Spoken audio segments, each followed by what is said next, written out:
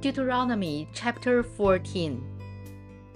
You are the children of the Lord your God. Do not cut yourselves or shave the front of your heads for the dead, for you are a people holy to the Lord your God. Out of all the peoples on the face of the earth, the Lord has chosen you to be his treasured possession. Do not eat any detestable thing.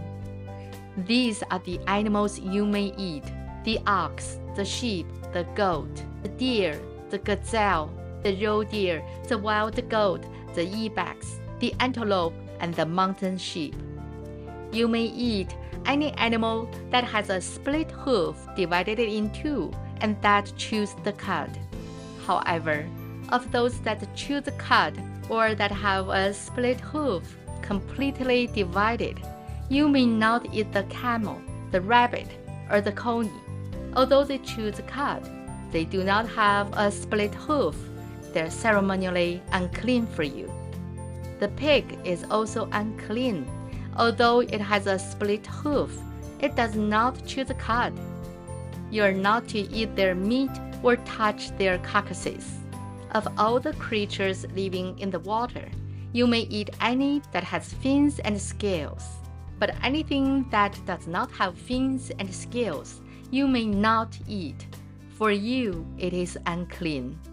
You may eat any clean bird, but these you may not eat: the eagle, the vulture, the black vulture, the red kite, the black kite, any kind of falcon, any kind of raven, the horned owl, the screech owl, the gull, any kind of hawk, the little owl, the great owl, the white owl, the desert owl, the osprey, the cormorant, the stork, any kind of heron, the hoopoe, and the bat. All flying insects that swarm are unclean to you. Do not eat them. But any winged creature that is clean you may eat. Do not eat anything you find already dead. You may give it to an alien living in any of your towns, and he may eat it, or you may sell it to a foreigner. But you are a people holy to the Lord your God. Do not cook a young goat in its mother's milk. Be sure to set aside 1/10 of all that your fields produce each year. Eat the tithe of your grain, new wine and oil, and the firstborn of your herds and flocks in the presence of the Lord your God at the place he will choose as a dwelling for his name, so that you may learn to revere the Lord your God always.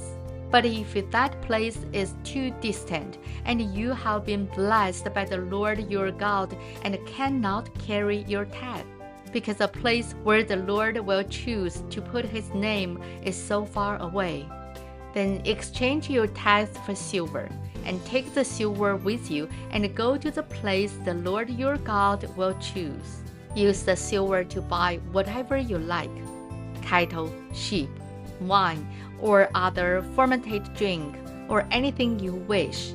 Then you and your household shall eat there in the presence of the Lord your God and rejoice. And do not neglect the Levites living in your towns, for they have no allotment or inheritance of their own.